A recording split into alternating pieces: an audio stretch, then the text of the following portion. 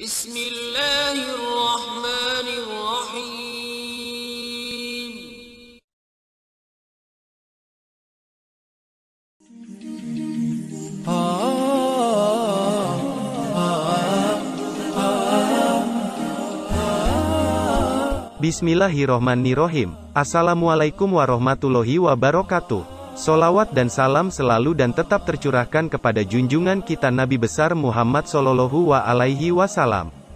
Harapan dan doa saya, semoga saudaraku semuanya selalu diberikan kesehatan, dilapangkan rezekinya, diampuni dosa-dosanya dan dipanjangkan umurnya.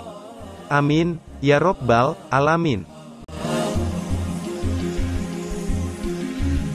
Di Perang Uhud, di tengah pasukan muslim ada seorang munafik yang ikut bergabung dalam pasukan, Kusman namanya.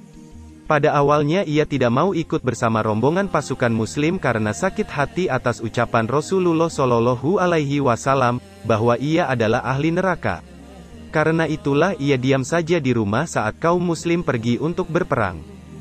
Keesokan harinya setelah keberangkatan kaum muslim, beberapa perempuan Bani Zafar menemuinya lalu mencela dan mengecamnya, "Hai Kusman, orang lain keluar untuk berperang, sedangkan kau diam saja di rumahmu. Apakah kau tidak malu? Mestinya kau merasa malu berdiam diri di rumah seperti perempuan." Ia tidak menjawab sepatah pun kata. Alih-alih, ia pergi menghindari mereka. Namun, para perempuan itu mengejarnya dan berkata lagi, "Sungguh, kau seperti perempuan. Kaummu keluar untuk berperang sedangkan kau duduk nyaman di rumah." Karena terus-terusan dikecam dan dikatai perempuan, harga diri Kusman terbangkitkan. Disertai rasa marah karena para perempuan itu terus mengejarnya, ia bergegas memasuki rumah dan keluar lagi membawa pedang, tombak dan perisainya. Kemudian ia menaiki hewan tunggangannya dan bergerak menuju Uhud menyusul Rasulullah Shallallahu Alaihi Wasallam dan pasukan muslim. Ia tiba di perkemahan kaum muslim ketika Rasulullah Shallallahu Alaihi Wasallam merapikan barisan. Kusman berjalan dari barisan yang paling belakang hingga tiba di barisan paling depan. Kelak saat perang berkecamuk, ia termasuk di antara barisan muslim yang pertama melemparkan tombak. Ia memang dikenal mahir melemparkan tombak sehingga lemparan tombaknya itu melayang jauh dan ringan bagaikan lontaran anak panah. Ia bertarung dengan penuh keberanian sambil berteriak kencang. Setelah melemparkan tombak, ia hunus pedangnya lalu mengayunkannya menyerang musuh dengan ganas. Kaum muslim yang melihatnya merasa takjub dan bertanya-tanya, mungkinkah orang yang berperang seperti ini menjadi ahli neraka? Bagi mereka, keberanian dan kesungguhan Kusman dalam berperang benar-benar membuat takjub sehingga rasanya tidak mungkin jika ia dimasukkan sebagai ahli neraka. Saat perang Uhud, para pembawa panji Quraisy menjadi sasaran utama kaum muslim. Saat panji dipegang oleh Abu Said, Sa'd ibnu Abi Waqqas membunuhnya. Kemudian panji kaum musyrik diambil alih oleh Masafi ibnu Abi Yolhah. Namun lagi-lagi ia menjadi sasaran empuk pasukan muslim. Tombak yang dilemparkan oleh Ashim ibnu Sabit ibnu Abi Al-Aflah itu melukai tubuh Masafi hingga ia berjalan terhuyung-huyung sambil tetap memegang panji. Karena Masafi tak lagi sanggup berdiri, panji Quraisy dibawa oleh saudaranya, yaitu Al-Haris ibnu Yolhah. Namun lagi-lagi Ashim menyerangnya dan berhasil membunuhnya. Panji kaum musyrik kemudian dibawa oleh saudaranya Masafi dan Al-Haris yaitu Kilab ibnu Yolhah yang akhirnya tewas dibunuh oleh Kusman.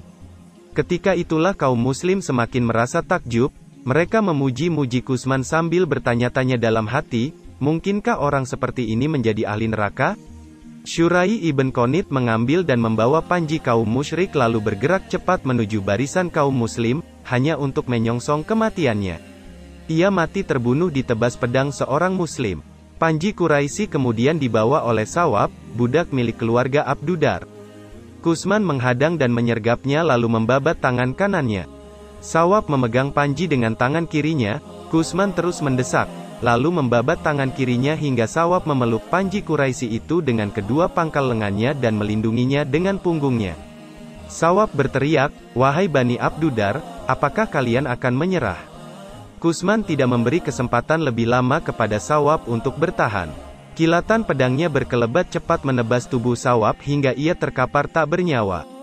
Ia jatuh tersungkur seperti anak-anak Yolhah yang tumbang demi mempertahankan panji kaum musyrik. Kusman terus berperang mengayunkan pedangnya membabat dan menumbangkan siapa saja musuh yang dihadapinya. Di telinganya masih terngiang kecaman dan hinaan para perempuan di kampungnya, "Kau tak ubahnya perempuan. Kaummu pergi berperang sedangkan kau duduk nyaman di rumah."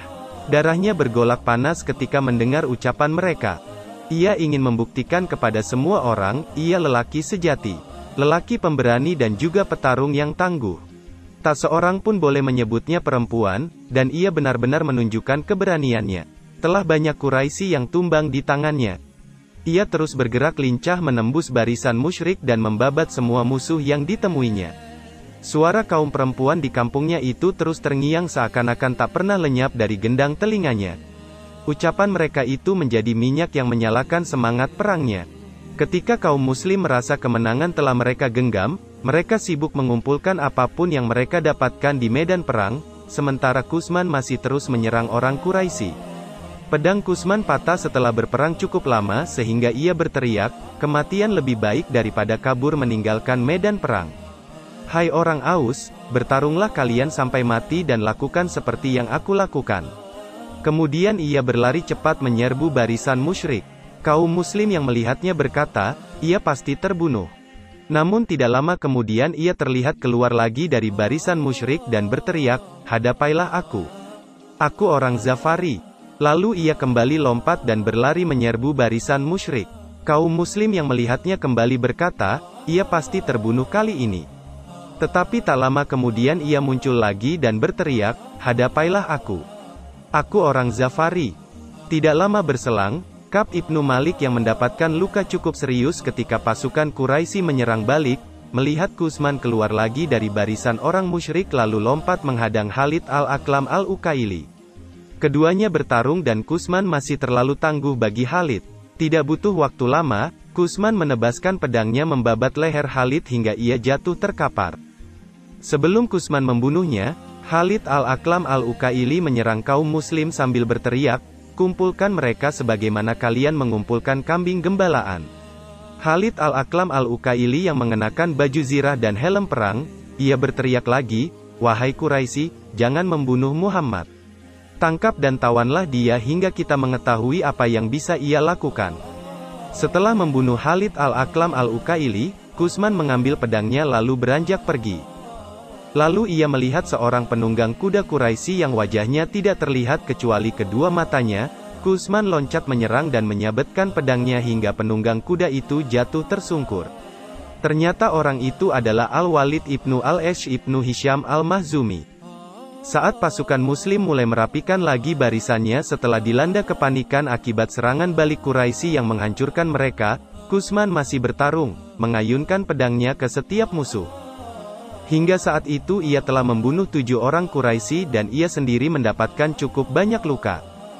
Ketika pasukan muslim mulai merapikan barisan, Kusman bertemu dengan Qatadah ibnu al-Nu'man yang menyapanya dan berkata, "Hai Abu al-Gaidab." Kusman berkata, "Ya, ini aku." Qatadah ibnu al-Nu'man berkata, "Kuucapkan selamat kepadamu karena kau mendapatkan kesyahidan." Kusman berkata, "Demi Allah, aku berperang bukan karena agama. Aku berperang semata-mata demi harga diriku. Ketika Quraisy datang menyerang, aku menghadapinya." Suara Kusman terdengar lemah dan terbata-bata. Beberapa luka di tubuhnya mengalirkan darah hingga wajahnya terlihat pucat dan tubuhnya semakin lemah. Wajahnya meringis menahan rasa sakit yang hebat. Akhirnya, karena merasa tak tahan lagi, Kusman mengambil sebatang anak panah lalu menusuk dadanya sendiri dengan anak panah itu. Ia pun mati karena bunuh diri.